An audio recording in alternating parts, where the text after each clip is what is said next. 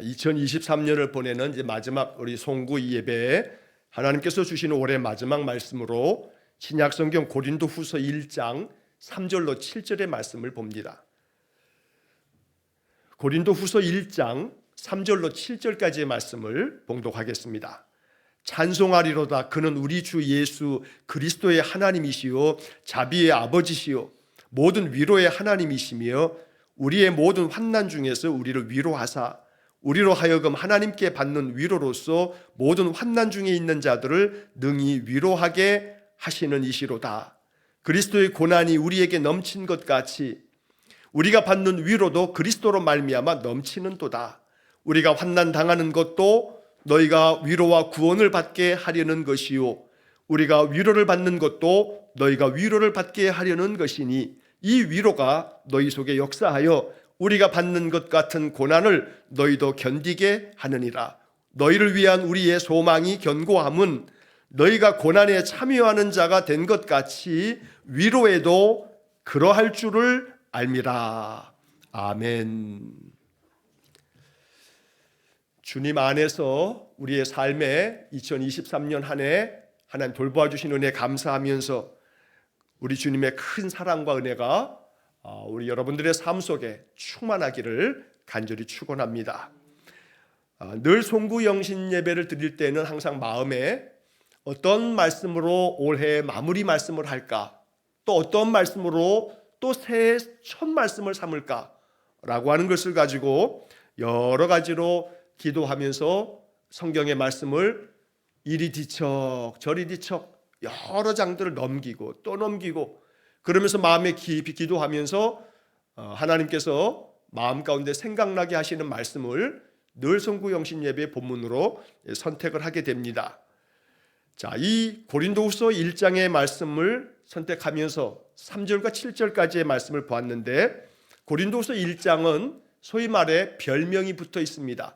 마치 사랑장 그러면 고린도전서 13장, 또 믿음장 그러면 히브리서 11장 이런 것처럼 위로장 그러면 고린도후서 1장. 위로라고 하는 단어도 많이 나오기도 하고 우리의 삶에 위로해 주시는 하나님을 말씀하고 있는 성경에 가장 위로를 말씀한 그런 장이기 때문에 고린도후서 1장을 위로장이라고 말씀을 이렇게 이야기를 하게 됩니다. 먼저 올 한 해 동안에 정말 애쓰고 수고한 여러분들의 삶 속에 하나님의 위로하심이 있기를 간절히 축원합니다. 이렇게 한 해를 마무리하면서 송구 영신 예배까지 참여하시느라고 참 수고 많습니다. 우스갯말로 여러분 참 우리 대한민국 우리 코리안 참 대단해요. 왜 대단한 줄 아세요? 송구 영신 예배라고 하는 게 다른 나라에는 없어요. 참 우리 이 대한민국 우리 선배 믿음의 선배들은 참 신앙에 얼마나 열정과 열심이 있는지 몰라요. 그래서 이렇게 한 해를 넘기면서 마지막 또 새해를 맞이하면서 첫 예배를 이 한밤중 12시에 드리는 그런 나라가 없어요. 그런 민족이 없어요. 아이고 어느 나라에 있던데요. 그러면 그 선교사가 가서 만든 거예요. 아이고 어느 나라에 새벽 예배 있던데요. 그것도 우리 한국 선교사가 가서 만들어서 시작한 거예요. 그만큼 우리 한국, 대한민국 우리 이 민족성 자체가 참 하나님 섬기는 데 있어서 아주 열정과 열심이 있어요. 자, 하나님께서 그렇기 때문에 우리를 위로하시는 줄로 믿습니다.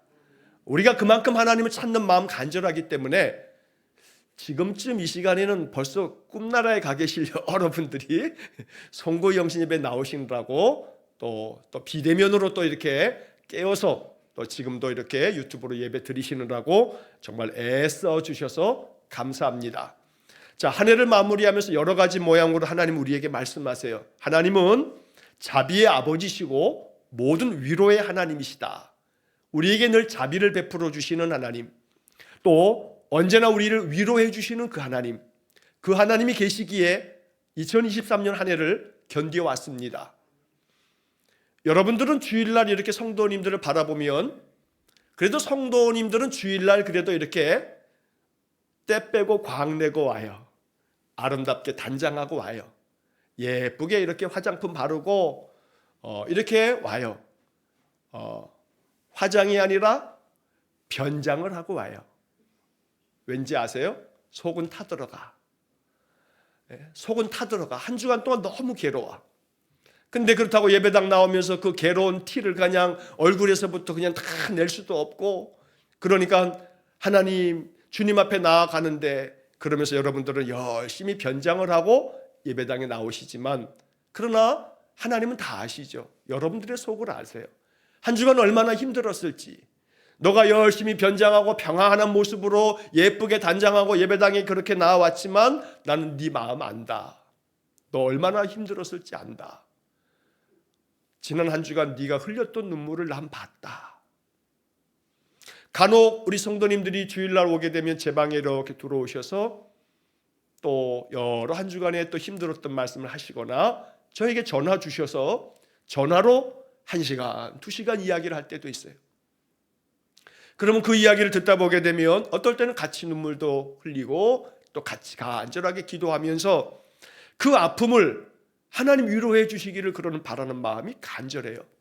자비의 아버지시고 또 모든 위로의 하나님, 우리가 2023년 그 하나님의 은혜 안에서 이 한 해를 살았습니다. 어찌됐든 간에 살아서 이렇게 2023년을 이제 내보내면 돼요. 이제 깨끗하게 미련도 없이 내보내시자고요. 딱 보내고 2024년 새해를 우리가 맞이해야겠습니다.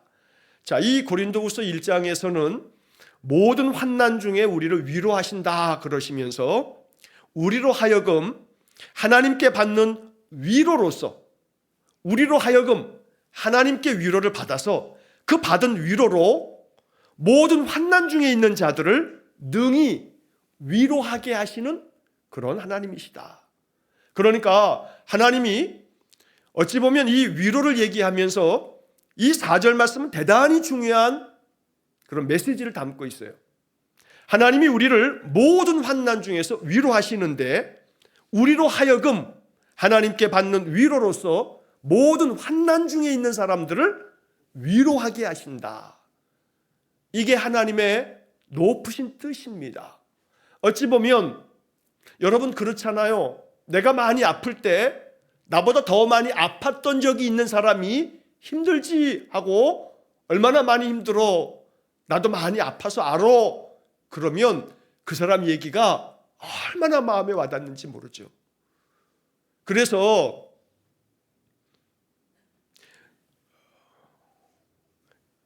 예전에 제가 불광동에 있을 때 지금 은퇴하신 우리 교회도 이제 이렇게 임직식 때도 이렇게 몇 번 오셨던 그 이동준 목사님이 4월이 되면 4월병을 앓으셔요. 4월병을 앓으셔요. 왜 4월병을 앓으시냐면 그 4월에 목사님 딸아이가 중학교 다니면서 시내가 죽은 게 4월이에요. 학교에서 체육 시간에 막 뛰다가 아이가 어쩐 일인지 쓰러지면서 양호실 갔다가 급히 연락이 와서 병원으로 갔는데 아이가 세상을 떠났어요. 4월만 되면 이동주 목사님 4월병으로 앓으세요. 4월이 되면 깊은 침체와 또 마음의 깊은 우울을 겪으세요. 4월에는 부목사들도 조심해요. 목사님 심기를 건드리면 목사님 매우 날카로워지시고, 그런데 그 목사님이 그 아픔을 겪었기 때문에 여러분 세상에서 그 많은 아픔 중에서 제일 큰 아픔은요, 자식을 먼저 보내는 거거든. 그 아픔을 알기 때문에 자녀가 아파가지고 막 그 자녀가, 여러분 그렇잖아요. 내가 아프면 게 낫지 자식이 아프고 손자가 아프고 손녀가 아프고 그러면 가슴이 더 찢어지거든요. 그래서 그 괴로운 마음을 가지고 이렇게 오면 목사님이 이제 기도해 주시면, 그러면 그 기도가 너무너무 위로가 됐다고 성도들이 그래요. 왜냐하면 얼마나 목사님이 아프셨을까. 중학교 그 예쁜 딸아이가 학교를 보냈는데 죽어서 왔으니까. 그러니까 사실 이해가 안 되죠. 납득이 안 돼요. 하나님 왜 그러시는지. 그런데 우리가 받는 그 모든 환난 중에서 하나님 우리를 위로해 주시고 우리로 하여금 환난 중에 있는 자들을 능히 위로하게 하신다. 그래서 우리는 그 하나님의 위로하심을 받을 때 여러분 너무 많이 아프셔도 그 위로를 잘 참고 견디면서 내게 베풀어 주신 그 위로함을 통해서 하나님은 나로 하여금 다른 사람을 위로하라고, 다른 사람을 한번 돌아보면서 그들을 어루만져 주라고 우리에게 사명 주시는 줄로 믿습니다. 2023년 많이 힘드신 분들 그렇습니다. 많이 힘들으셨겠지만 그 힘든 것이 또 어떤 사람들에게는 정말로 양약 같은, 정말로 생명을 나눠줄 수 있는 그러한 도구 될 줄로 믿습니다. 하나님 모든 걸 사용하셔요. 우리의 실수까지도, 우리의 실패까지도, 우리의 환난까지도, 우리의 눈물까지도 하나님 사용하세요. 그러므로 하나님의 위로하심이 우리에게 가득해서 그 위로로 말미암아 이 땅에 위로가 필요한 많은 세상 사람들에게, 여러분 가까이 있는 사람들에게 위로를 전할 수 있는 그런 사명 가지고 새해로 향해 나아갈 수 있기를 간절히 축원합니다. 6절의 말씀을 보면 우리가 환난 당하는 것도 너희가 위로와 구원을 받게 하려는 것이요 우리가 위로를 받는 것도 너희가 위로를 받게 하려는 것이니 이 위로가 너희 속에 역사하여 우리가 받는 것 같은 고난을 너희도 견디게 하느니라. 여러분 이 말씀 가운데 우리가 환난 당하는 것도 우리가 위로를 받는 것도 환난도 당하고 또 그로 인하여 위로도 받고 자 이러한 것들이 그 다음에 이어지는 말씀에서 이 위로가 너희 속에 역사하여 이 위로가 하나님의 위로가 너희 속에 역사하기를 원한다는 거예요. 역사가 있어야 돼요. 역사가 히스토리가 아니고 하나님의 일하심, 하나님께서 역사하시는 것, 일하시는 것, 하나님의 그 위로하심으로 하나님께서 우리 속에서 우리의 삶 속에 하나님의 놀라운 역사가 나타나는 것. 자, 이를 통해서 하나님의 그 위로가 우리 안에 역사를 일으키면 하나님의 일하심이 나타난다면 우리가 받는 것 같은 고난을, 즉 바울이 지금 고린도 교회에 보내면서 우리가 받는 이 고난을 너희도 견디게 한다. 견디게 하느니라. 하나님의 위로하심이 우리 안에 놀라운 역사가 나타나기를 축복합니다. 그래서 능히 견딜 수 있도록 여러분 잘 견디는 게 능력입니다. 잘 견뎌내는 게 그게 힘이에요. 그러므로 그 견디어낼 수 있는 것이 어디서 나오냐 하면 위로에서 나온다. 위로에서 나온다. 위로를 받으면요 견딜 수 있는 마음의 힘이 생겨요. 사람이 위로받고 그 위로 때문에 격려가 되면요 힘들어도 아주 달갑게 그걸 감당해낸다 이 말이에요. 그래서 우리에게 정말로 필요한 것은 위로예요. 위로가 필요해요. 그런데 그 위로는 사람의 위로로는 다 해결이 안 돼요.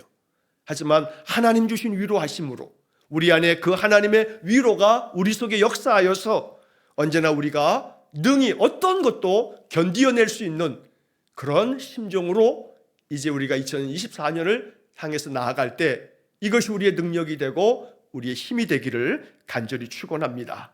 마지막 7절의 말씀을 이제 보게 되면 너희를 위한 우리의 소망이 견고함은 너희가 고난에 참여하는 자가 된 것 같이 위로에도 그러할 줄을 알미라. 자, 여러분 여기 7절에서 너희를 위한 우리의 소망이 견고함은, 그러니까 너희를 위한 고린도 교회 교인들에게 지금 말하는 거잖아요. 자, 고린도 교회 성도들이요 당신들을 우리가 바라보면서 우리 안에는 소망이 있습니다. 그런데 그 소망이 더욱더 견고해지고 있습니다. 당신들이 고난에 참여하는 자가 되고 있기 때문에. 그러니까 바울은 고린도 교회 성도들이 고난에 참여하는 자가 되는 그런 모습을 바라보면서 그걸 들으면서 이 바울의 마음 가운데 그 고린도 교회 교인들을 바라보면서 정말로 소망을 갖게 되는 거죠. 교회를 세워놨는데 또 다른 교회에서 교회를 세우려고 다른 곳에 가 있는데 고린도 교회 소문을 듣다 보니 이 고린도 교회가 많은 고난이 있지만 그리스도의 고난에 참여하는 것처럼 고난에 참여하고 있더라 하는 얘기를 전해 들으면서 바울은 마음에 그것이 위로가 되고 또 소망이 되는 겁니다. 자, 이처럼 여기 지금 고린도 교인들이 보여주었던 이 모습처럼 너희가 고난에 참여하는 자가 된 것 같이 위로에도 그러할 줄을 알미라. 즉 결국 고난에 참여하는 삶을 살아갈 때 우리는 또한 반드시 위로도 참여함이 있는 거지요. 결국 이 이야기는 제가 오늘 이 송구 예배 23년도를 보내는 마지막 예배의 본문으로 이 말씀을 택하면서 제가 이렇게 제목을 잡았어요. 위로의 하나님, 고난에 참여한 나를 받아주소서. 여러분, 이 개역개정 성경에 참여라는 말이 너무나 마음에 감동이 돼요. 참여는요, 내 자발적 의사가 포함되어 있어요. 내가 어떤 거에 참여한다라고 하는 것은 자의적으로 내 뜻에 의해서 내 어떤 마음에 그 소원이 있어서 참여하게 되는 거죠. 어떤 모임에 참여해달라 해도 내 마음에 원함이 없으면 참여치 않아요. 참여한다라고 하는 이 단어 속에는 내 마음에 그런 의지가 담겨져 있다 이 말이죠. 그러니까 이 바울은 고린도 교회 성도들의 고난을 일컬으면서 뭐라 하냐면 너희가 고난에 참여하는 자가 되었다. 여러분, 고난에 참여할 사람이, 그렇게 하고 싶은 사람이 누가 있겠어요? 고난이 찾아왔기 때문에, 고난으로 인해서 이렇게 당하고 있기 때문에 그런 것이지, 그런데 고난에 참여하는 자가 됐다라고 말하고 있습니다. 인생에 피할 수 없는 것들이 많죠. 피할 수 없는 것들 중에 고난도 포함되어 있어요. 그런데 그렇게 피할 수 없는 고난들이 찾아올 때 마음속에 보다 더 적극적으로 그래, 까짓거 이 고난에 내가 참여하마. 그래서 그 고난 속에서도 하나님의 은혜를 붙잡고 주의 손 붙잡고 고난에 참여하는 자가 하나님께서 주시는 위로를 받기에 그 고난에 참여함을 통해서 위로에도 그러할 줄을 알미라. 여러분, 하나님의 그 위로 가운데도 참여하셔서 위로 안에서 인생을 승리하는 그런 복된 삶이 될 수 있기를 간절히 축원합니다. 이제 23년이 저물어 갑니다. 제가 지금 시계 보니까 59분 20초를 지나가네요. 자, 이제 우리는 이렇게 말씀 안에서 한 해를 보내고 이제 새해를 맞습니다. 이 새해를 맞이하면서 우리의 마음속에 하나님, 내 마음 중심에 신앙의 고백을 받으십시오. 내가 주님 앞에 신앙 고백하오니 내 신앙이 나는 이렇게 믿습니다라는 신앙 고백을 통해서 우리가 하나님께로 나아가는 새해가 될 수 있기를 간절히 축복합니다. 이제 우리 주보 순서지에 신앙 고백을 한번 같이 낭독하시면서 이제 새해로 넘어갑니다. 함께 고백합니다. 나는 전능하신 아버지 하나님 천지의 창조주를 믿습니다. 나는 그의 유일하신 아들 우리 주 예수 그리스도를 믿습니다.